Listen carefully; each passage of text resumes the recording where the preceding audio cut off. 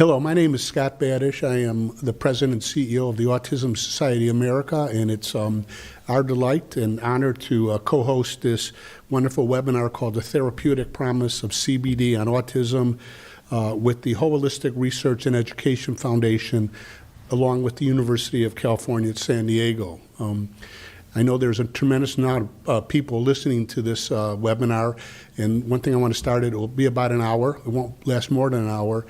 Secondly, if you have questions on your page in your computer under the chat, please put those questions. Inevitably, with so many people, we will not be able to answer all the questions tonight but during this webinar, but for those that we can't, we will get back to you with the answers. I want to just say how the Autism Society of America, for those who don't know, is the oldest and largest grassroots autism agency in America. Our job is to help people maximize their quality of life, and when we partnered with the Wholistic Research and Education Foundation about CBD oil, we did it for a couple reasons. We know a number of people call us and call our call center daily wanting to know about the benefits of CBD or medical marijuana, and there's a lot of confusion out there, and we thought this would be a wonderful way to help address that confusion.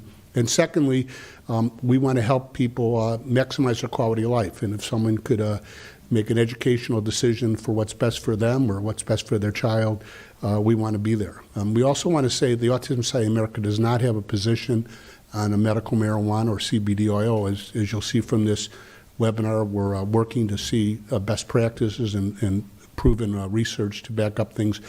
And we also encourage that anytime you use anything that relates to treating a person with anything, that you go to your doctors and have your physicians know about it, and hopefully this will give them research. This will be on tape, so if they want to see it, they could see it. I also want to thank the University of California, San Diego for putting on this webinar, for filming it, and thank you very much. And it's my pleasure, someone we've worked with who's just been a very wonderful person is Palin Thorogood, who is the co-founder and president of the Wholistic Research and Education Foundation, which is the real emphasis of studying the relationship of CBD and autism. Palin, it's my pleasure to introduce you. Thank you. Welcome. We're delighted that you have joined us today to learn just what kind of therapeutic promise CBD holds on autism. We have some brilliant minds here with us today who have been studying this very important topic from many angles.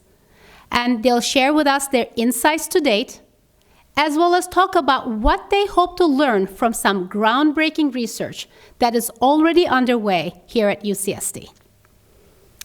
But before I introduce my esteemed colleagues, I'd like to tell you a little bit about our foundation, as well as about CBD, which is fast becoming a miracle medicine of sorts.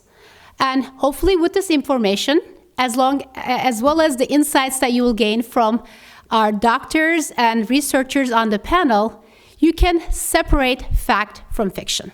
Wholistic Research and Education Foundation is a California public charity that is dedicated to exploring the health benefits of CBD-rich therapeutics across a variety of conditions, including autism, and advocating for safe and legal access to those in need via education and advocacy.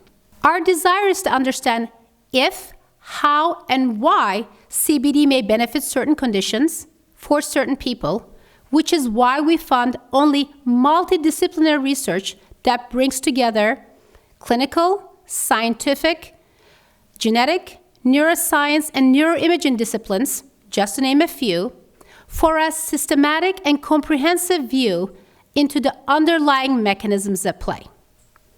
We want both the public and the healthcare professionals to be empowered with the latest scientific data, which is why we're committed to education and sharing this information far and wide, including venues such as this. We also believe that legal access to products that are deemed safe is critical. Given CBD and other cannabis-based products are becoming so prevalent across much of our country, which is why, once again, we leverage this scientific information to advocate at the state and federal level to increase access to all families in need and provide better treatment options.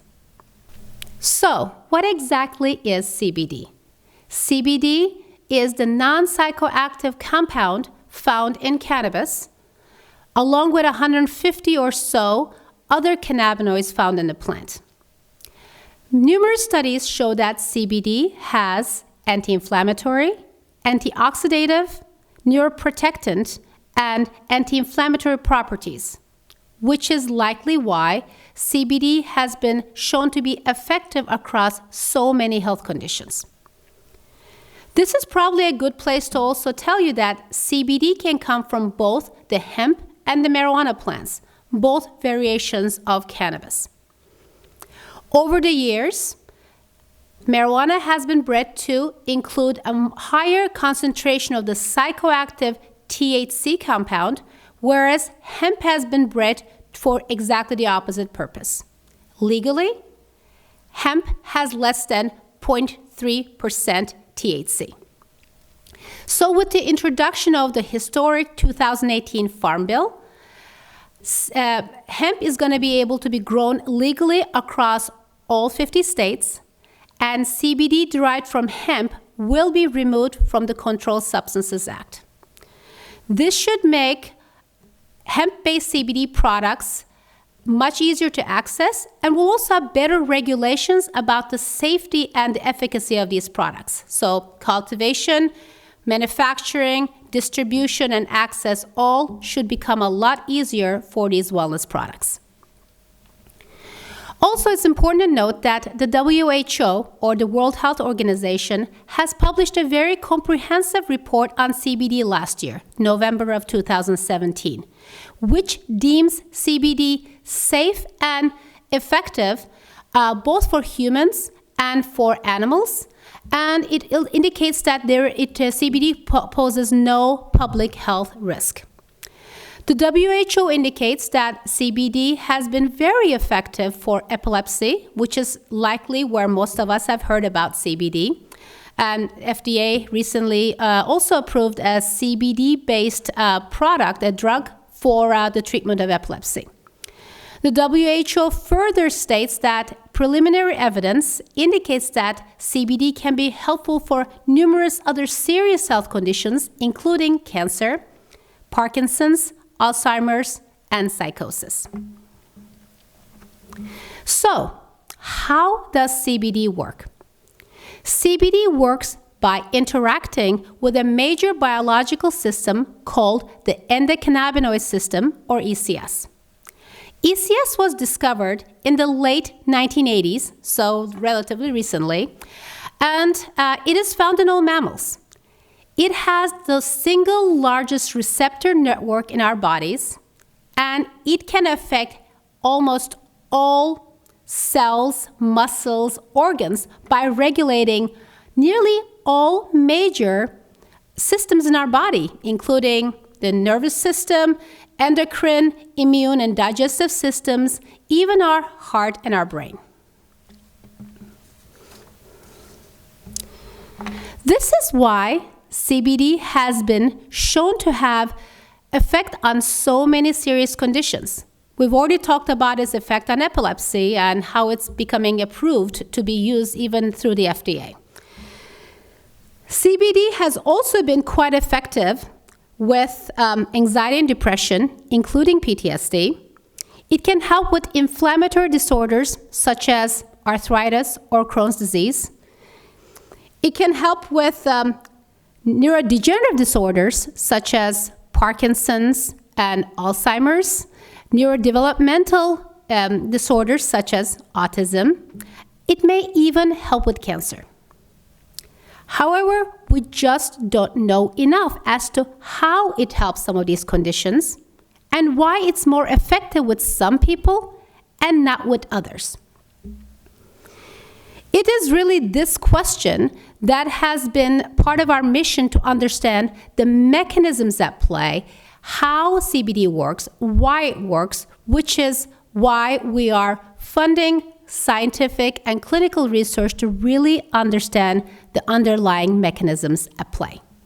Now, it is with great pleasure that I introduce you Dr. Keith Vaux, renowned pediatrician and geneticist who has been working with autistic children for over 2 decades, and in many cases has recommended CBD when he believed it would help the child or to help the patient in need. He will give you a brief history of medicinal CBD, as well as share from his vast experience. So please join me in welcoming Dr. Keith Vaux. Thanks so much. Thank you. Thank you. It's a real pleasure to be here, and I appreciate being on this panel. So I'm just starting off. I take most of my inspiration from my dog. So when things, get bad and you feel really tired and, that head's getting heavy, you just find a place to prop it and keep moving. So I have a foundation as well that I started. I was at UCSD for quite a bit of my career. I am a pediatrician, and I trained as a dysmorphologist, but got into sequencing, and I've been working on sequencing for quite a while.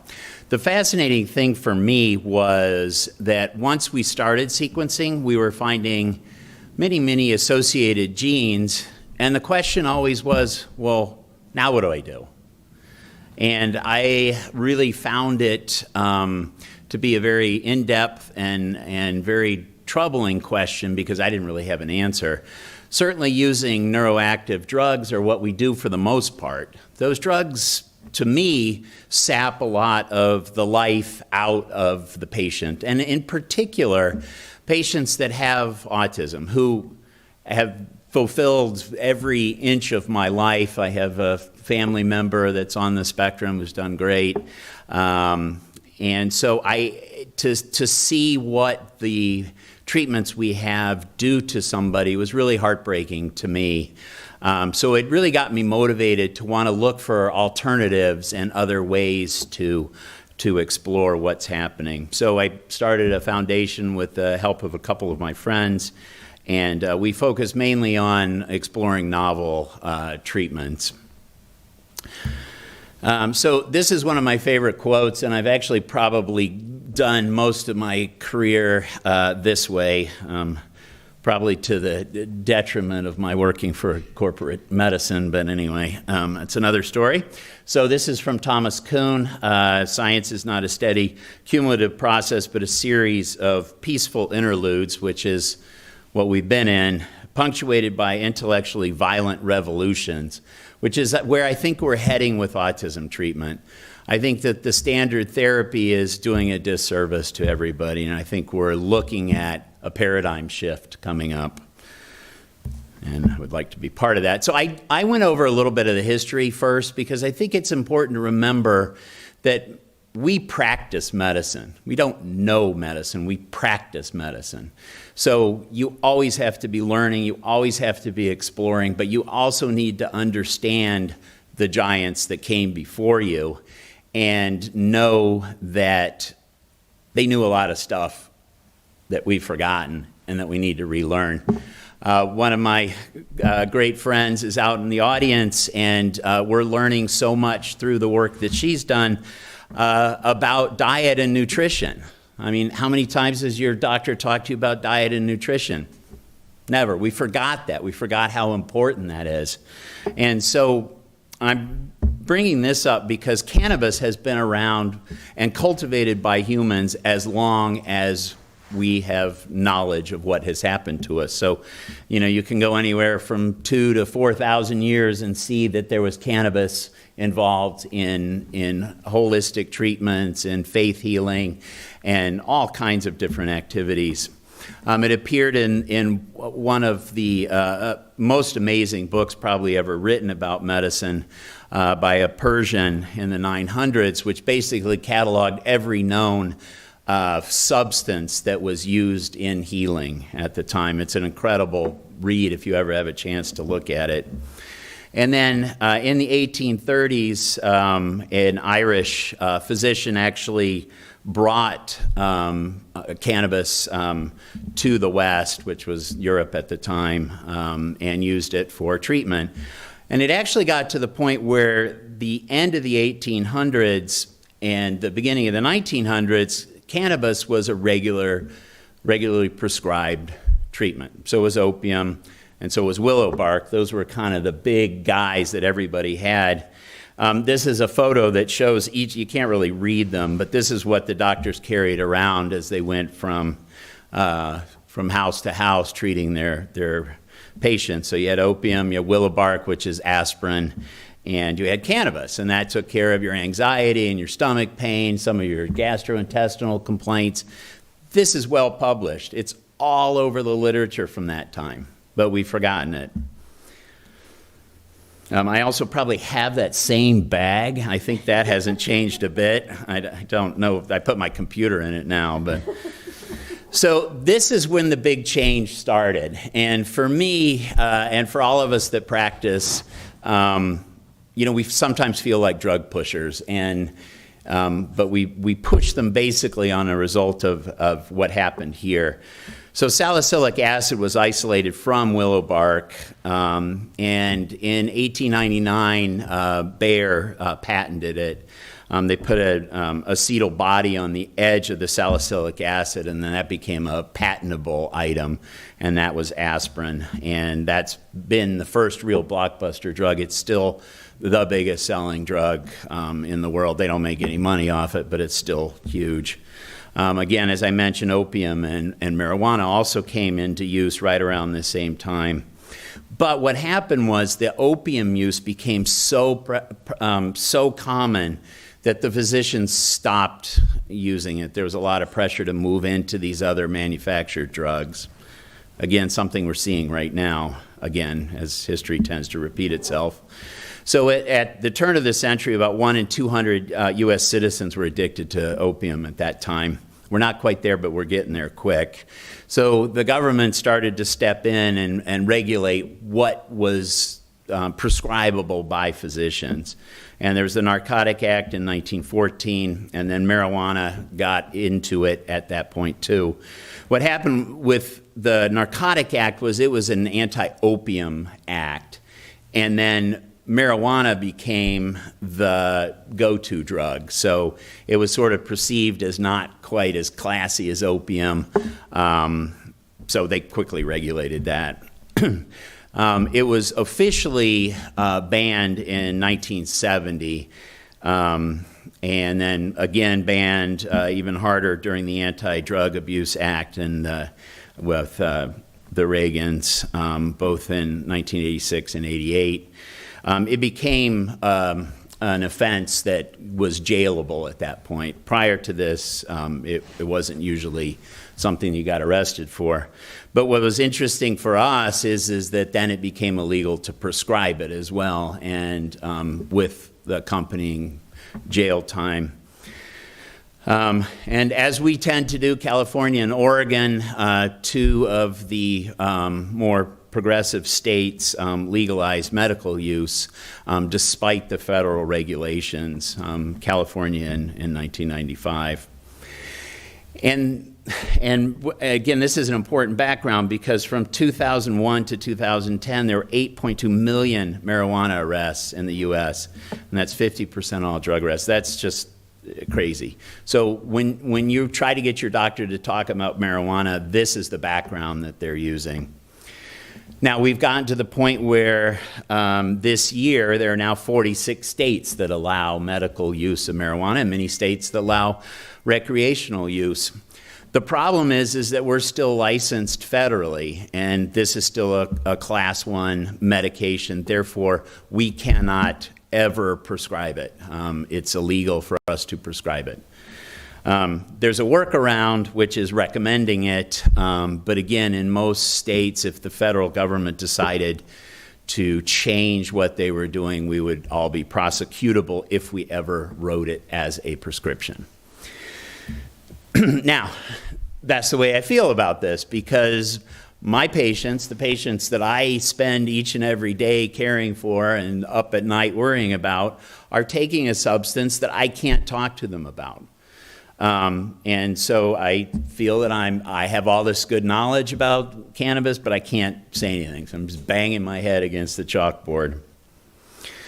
But I see patients, even today. I have a young man who's 15. He suffered epilepsy since he was born. I've had him for about 2 years now. He was on a very, very, very strong regimen of psychoactive medications, prescribable medications, and he couldn't do anything. He couldn't read. He just sat in his bed and did nothing.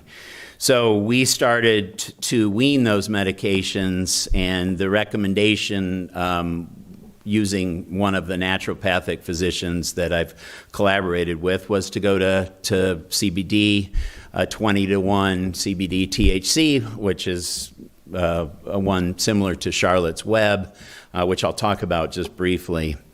I saw him today. Despite having roseola, he did not have any episodes of seizures on only CBD. Now, in the past, when he got fevers, he would have large series of epilepsy events and would usually stop breathing and would end up in the hospital.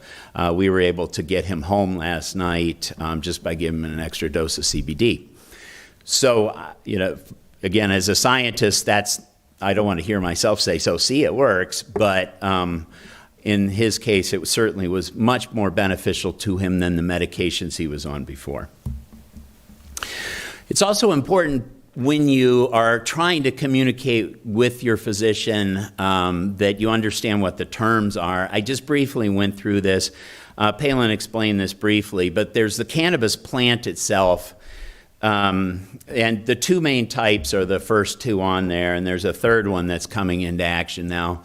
There's growers and cultivators who are good, and growers and cultivators who are not so good. So it's very important that you understand what the plants are.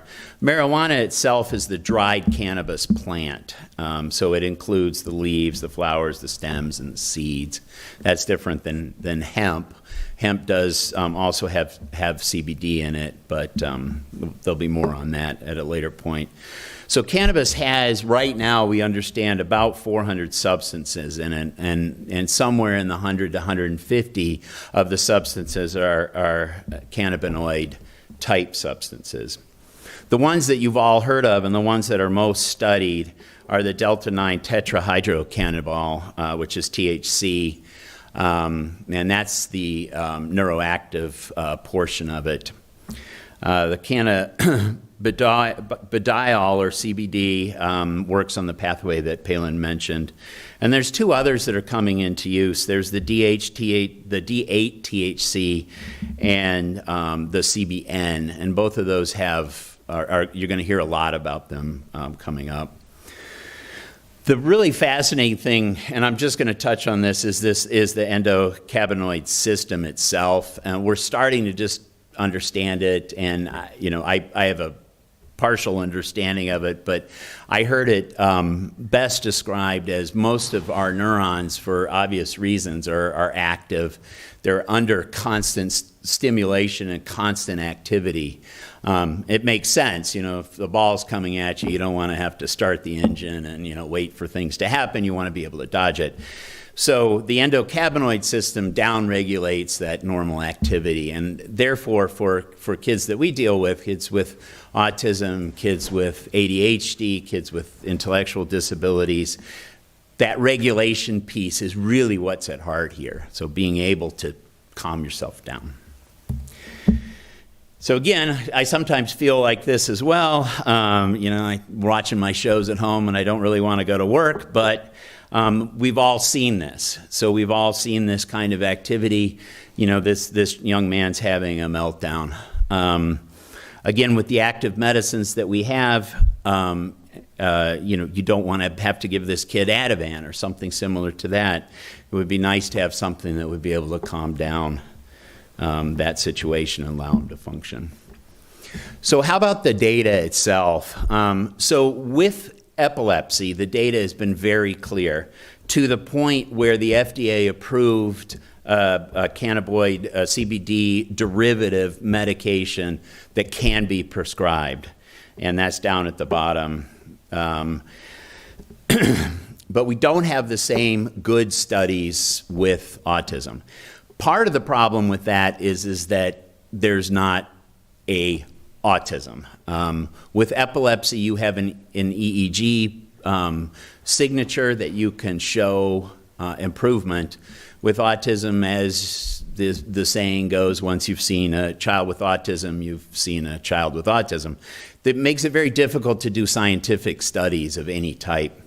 However, Israel, as with many things, has led the way in this. They see and recognize that this medication is very powerful. So Dr. Aron, in 2018, published this retrospective review of 60 of his patients. They were taking a very similar one to Charlotte's Web, 20% CBD, 1% THC. They were observed for 7 months. They had some pre-testing and some post-testing. And the results were just astronomical. So they were an 80% decrease in the parent-reported problematic behavior.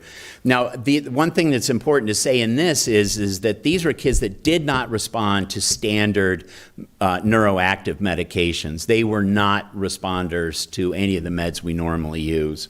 So this is even larger with that in mind. There's a 50% increase in communication with the parent by their report. So 40% decrease in self-reported anxiety. And for a lot of us, this is a big point, which is 30% decrease in parental anxiety, which is a major bonus, as you know. Now, this was not a controlled trial. There would not be anyone that would be able to say this is scientific proof. It's, the patients essentially are self-selected. But it's a very promising start, and hopefully, with the group here today, we'll be able to make more scientific, definitive statements about this. So again, I want to emphasize that the epilepsy data is clear from a scientific standpoint. It is there. So Charlotte's Web being the model of this particular one, this is a 20% CBD to 1% THC. That seems to make the CBD more functional in this particular setup.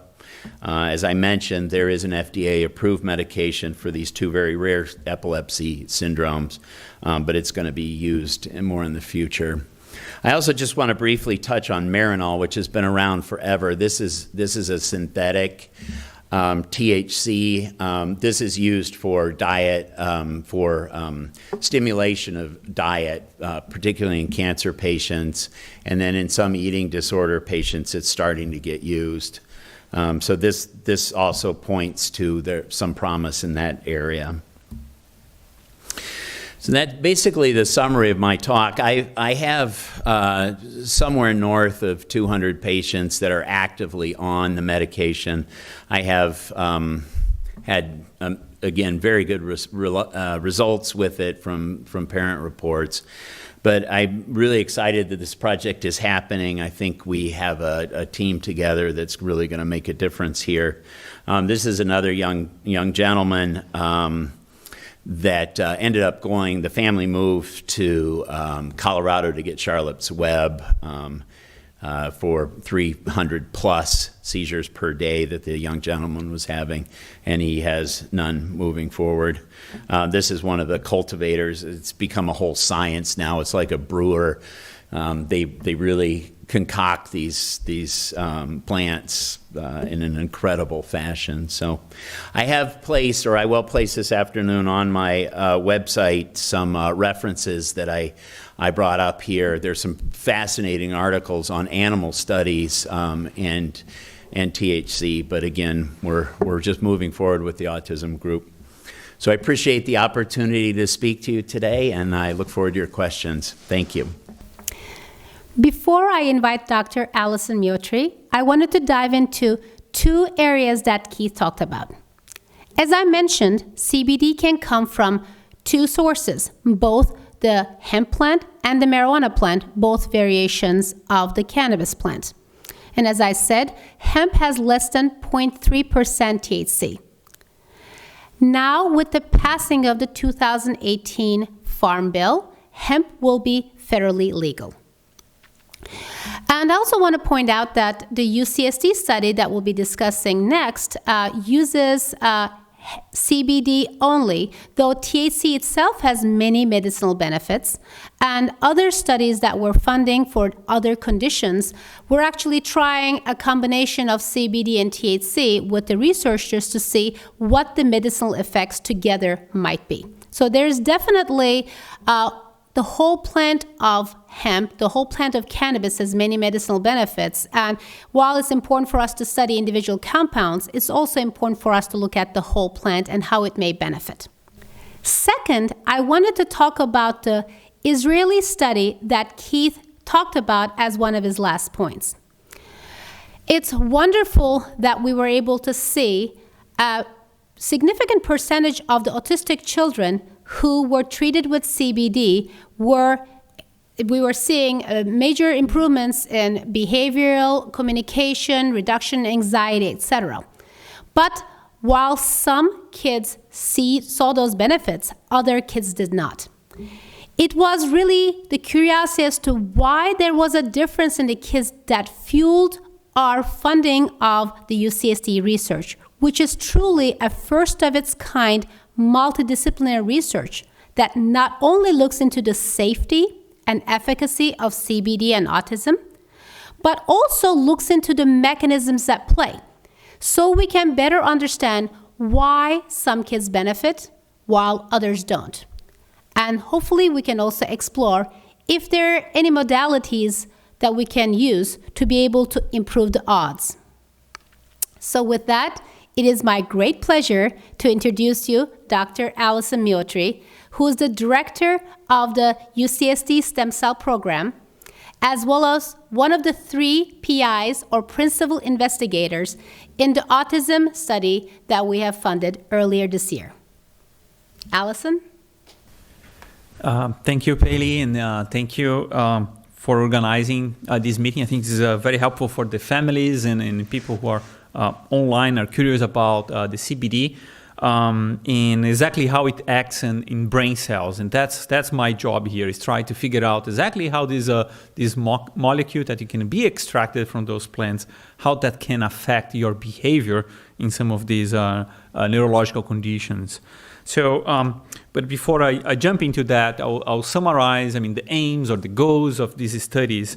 And the first thing is really to determine, using clinical evidence, if CBD is safe, tolerable, and if alleviates some of the symptoms of autism. And we will be talking about a specific type of autism that are the most severe type of autism. These are traditionally more difficult to study because the behavior, the stress on the families to participate on this kind of studies. But we are all making an effort to include the more severe types of autism, and we think that's when the benefit might become more evident. So we're going to be recruiting autistic individuals who have aggressive behavior, hyperactivity, and low level of social communication.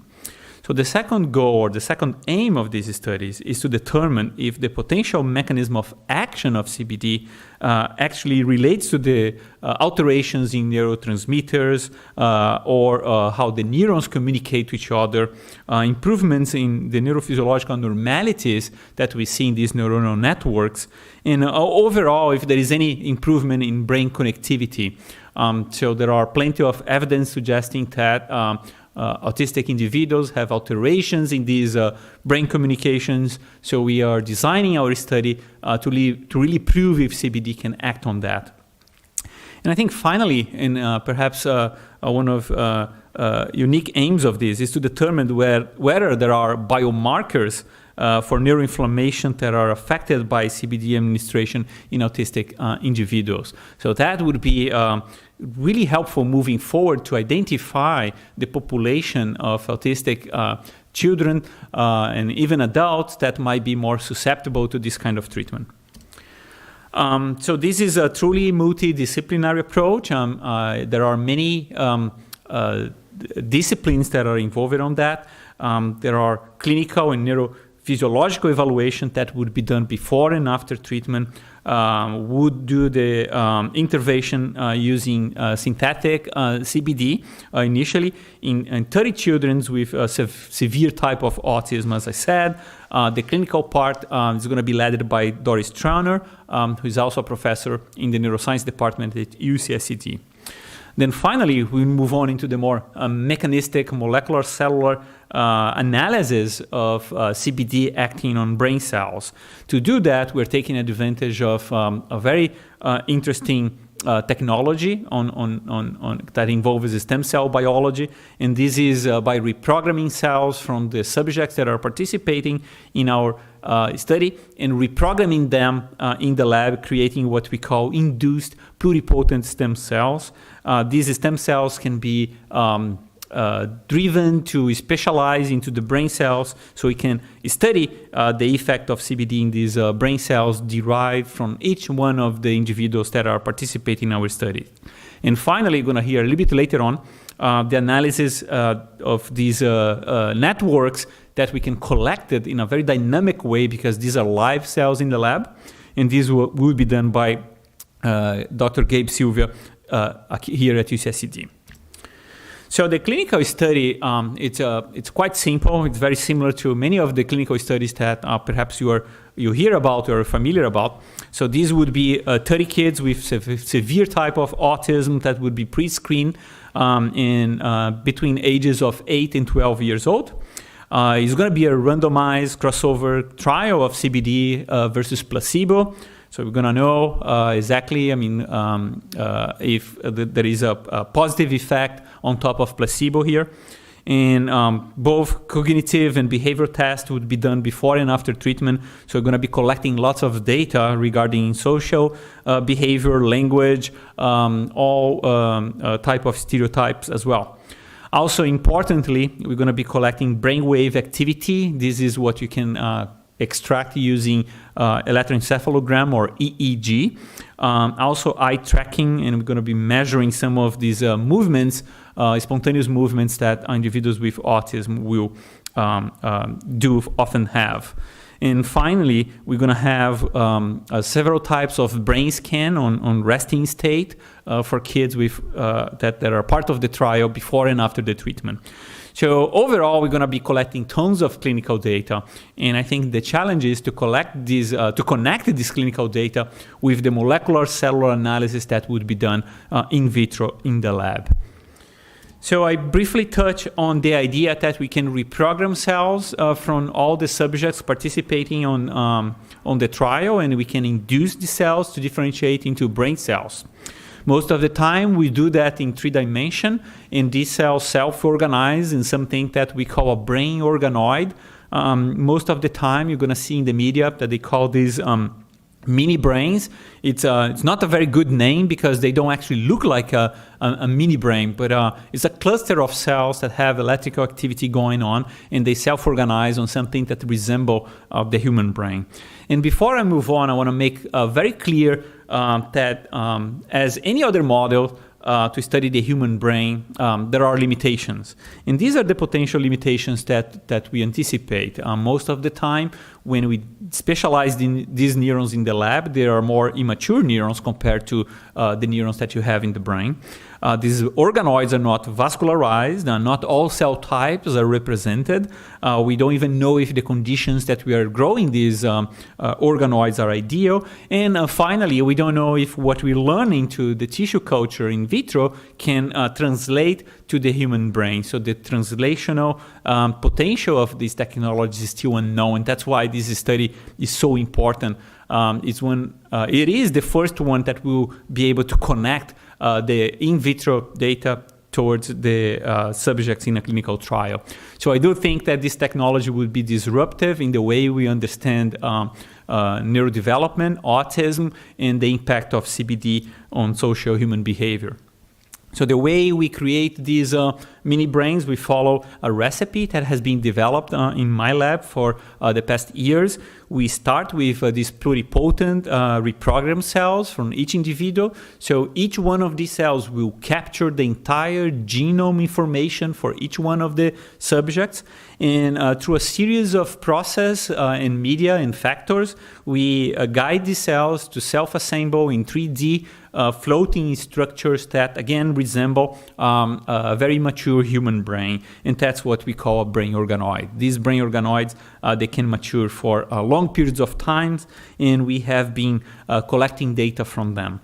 The way they self-organize is quite interesting. In the video here, what you see are some of the progenitor cells that are migrating out of the center of this colony. And as they migrate out, these neuroprogenitor cells will stop, will differentiate, and start forming connections to each other, forming what we call the cortical plate.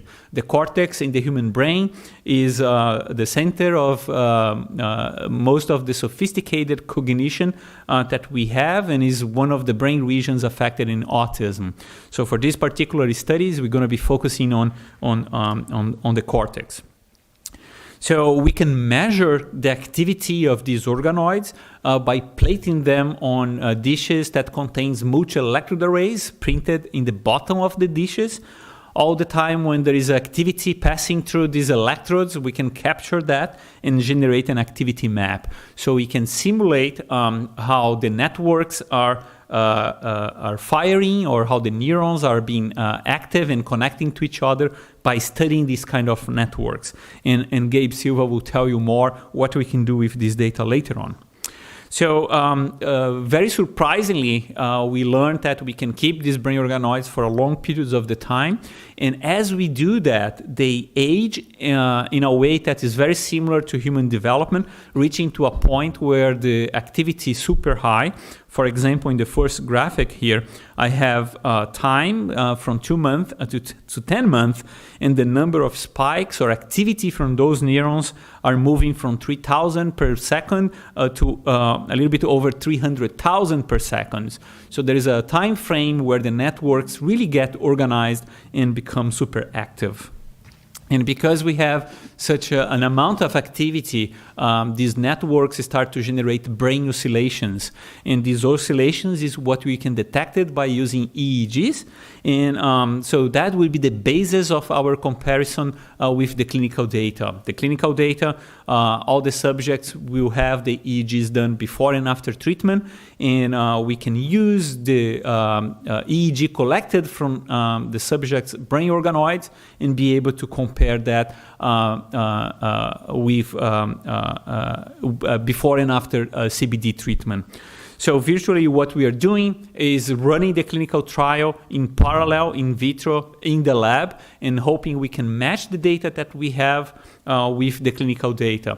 By doing that, not only we can see who are the responders and non-responders, we can actually search on the genome what are the potential genetic variants that account for these differences. And we can also test many different concentrations and doses of CBD and THC to actually personalize the treatment for each individual. So that would be something closer to a personalized treatment for each one of them. So this is just one example of how the networks changes over time. So I'll stop here and pass to Gabe Silva to talk a little bit more about the system before approach. Dr. Silva speaks, I just wanted you to clarify something for our audience. Where do you get the induced pluripotent stem cells? Yeah, so the induced pluripotent stem cells will be reprogrammed from a small 3 millimeter skin biopsy from each one of the subjects. Okay, so these so are it's coming from the fibroblasts skin directly. from the skin cells. Yes. Okay, great. Thank you so much.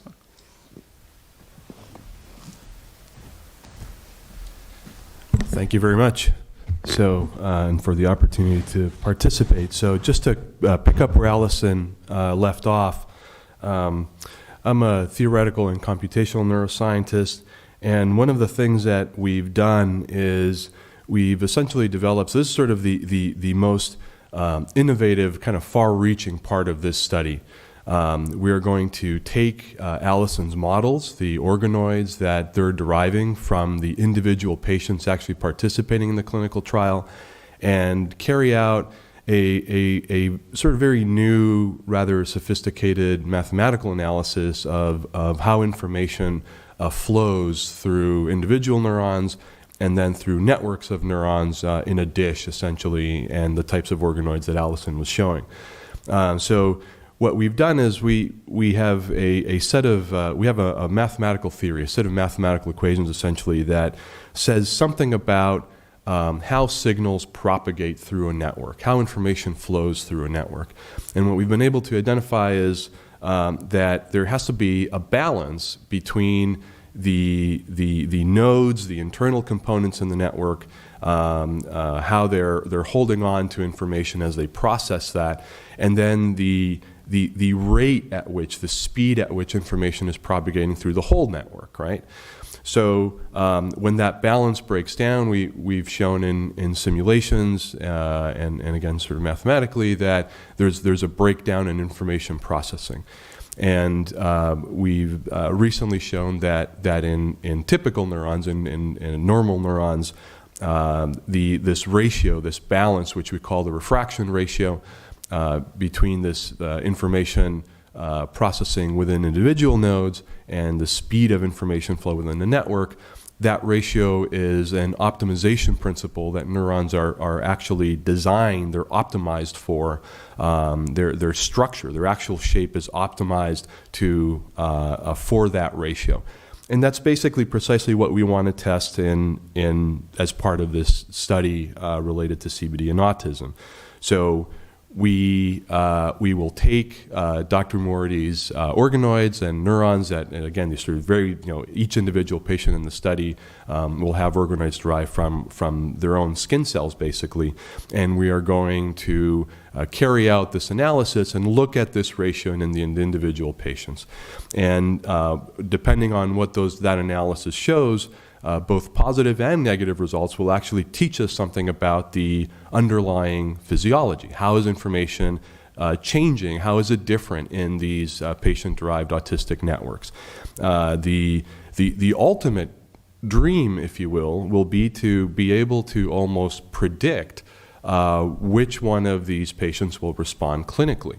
Now that's sort of the pipe dream. That's the ultimate objective. But if we understand enough in terms of network signaling, what's happening in these organoid models and in these neurons from these patients, we may be able to actually inform that both before and after sort of the treatment with CBD. That was great. Thank you. Thank you very much. We have some time for some questions, and extremely informative.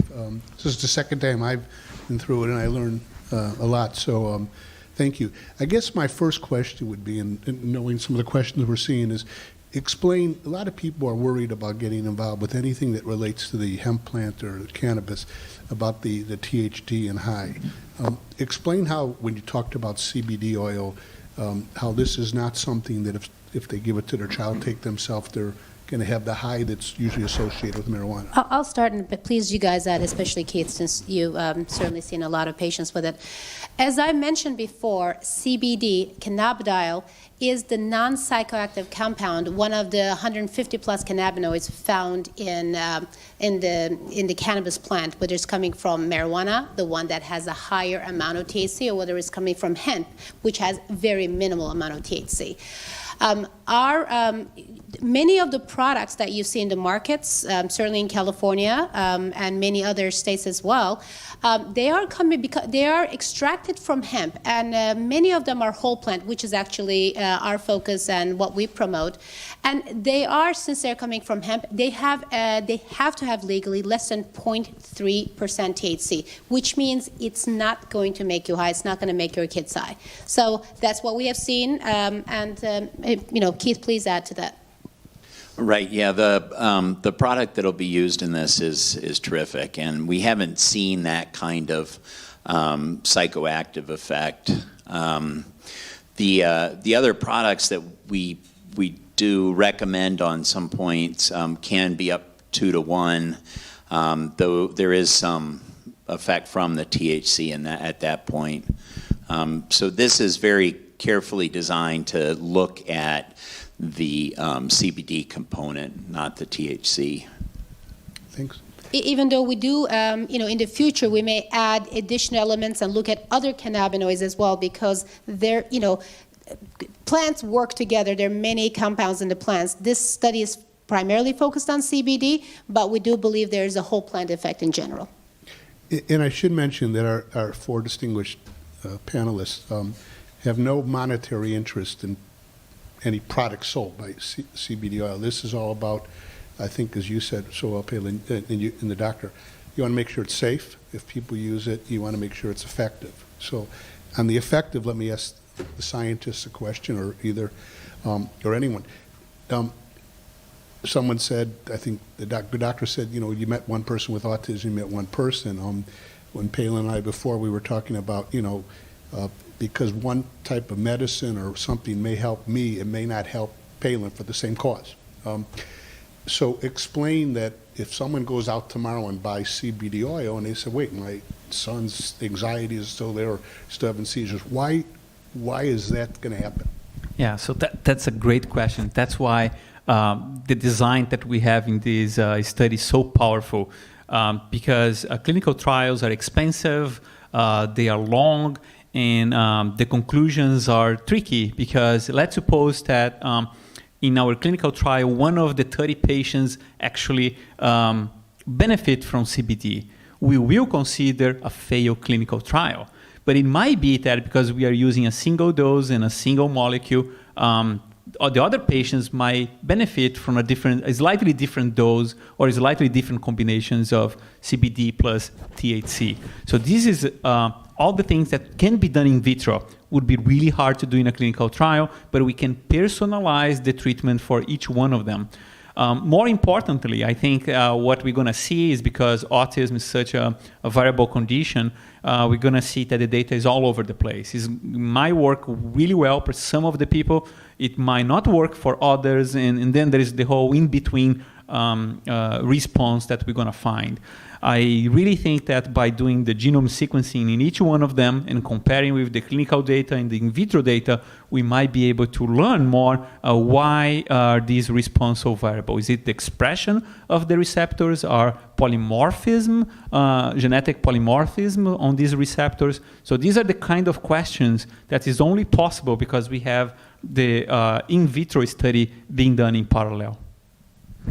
Yeah, and this is the dream personalized medicine trial, because all the other medications we have are done on a population. So Palin and I would be given the same medication, even though I'm 3 times bigger than her. So Probably maybe not. more.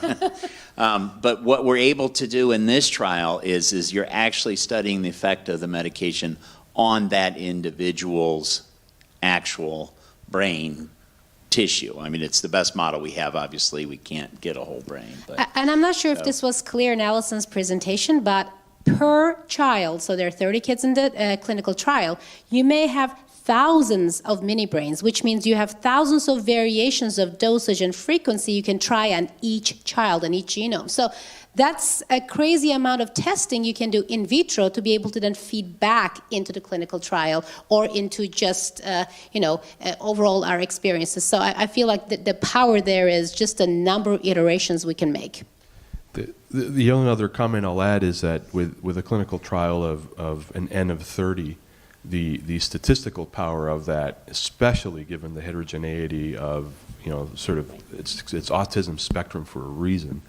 The interpretation of that data, to Allison's point, would be extremely difficult.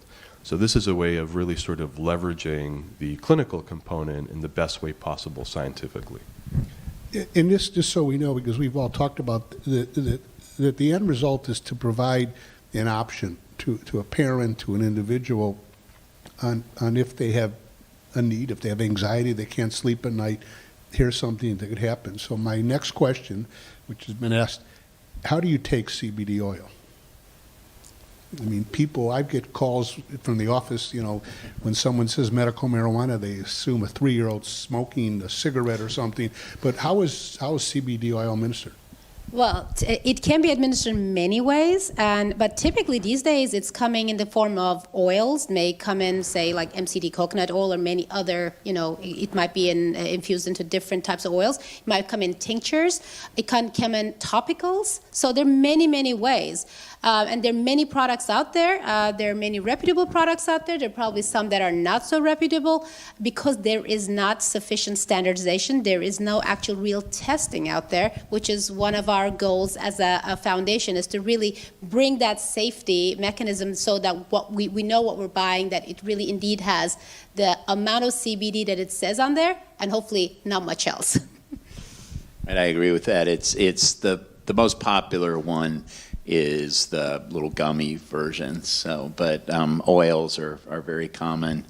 I like the oils, especially the good tasting oils. Yes. So you put the oil on the tongue and... Yeah, and it's absorbed quite quickly. So. But yeah, topicals as well. But I mean, I think in autism, oil would be better, whereas topicals are usually used for pain and things like that. And just, I know we got a few minutes left, but you mentioned advocacy about how Yes. one of the roles of the foundation, of course, it's a key role of our organization.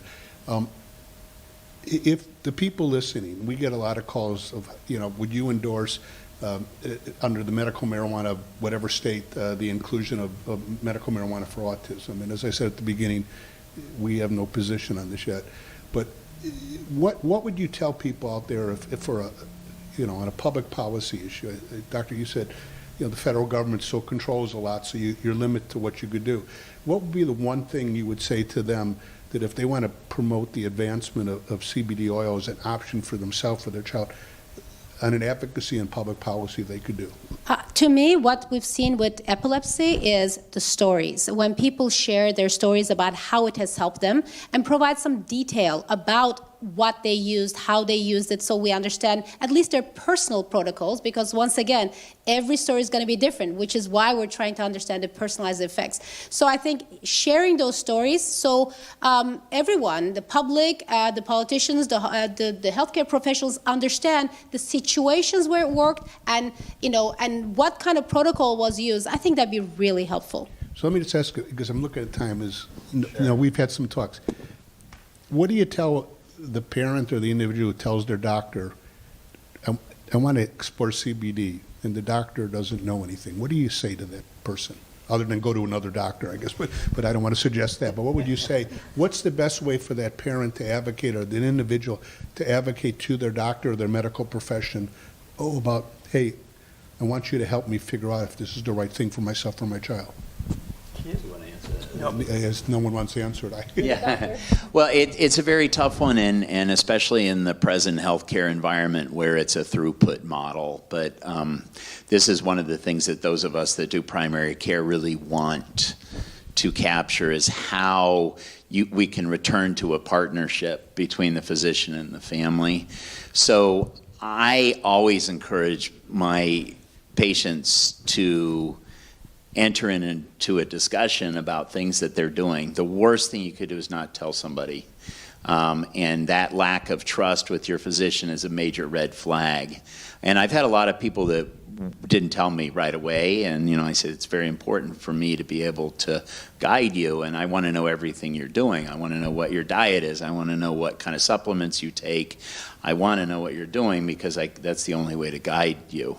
So in order for it to change overall, the federal licensing has to change. That's the key to it all, because without us being able to actually prescribe it, it's gone elsewhere. So it's gone to holistic providers and things like that. And there's value in that, but there's not value in having 10 different doctors. There's value in having one doctor that knows your family.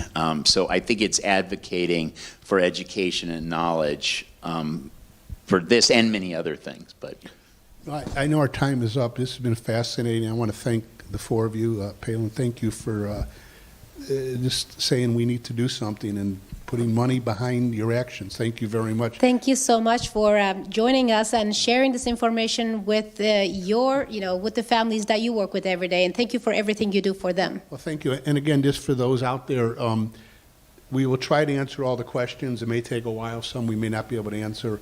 And again, one of the things we want to know is we want to be there from the Autism Society. We have a national call center, 1-800-3-AUTISM, to help people get services, get involved with your local Autism Society for help, support, assistance. And again, God bless you guys. Thank you. Thank you to University of California at San Diego, and happy holidays and happy New Year to everyone. Thank you. And we'll be sharing this recorded link with everyone. So if there's any part you want to listen again, you can do so. Thanks again.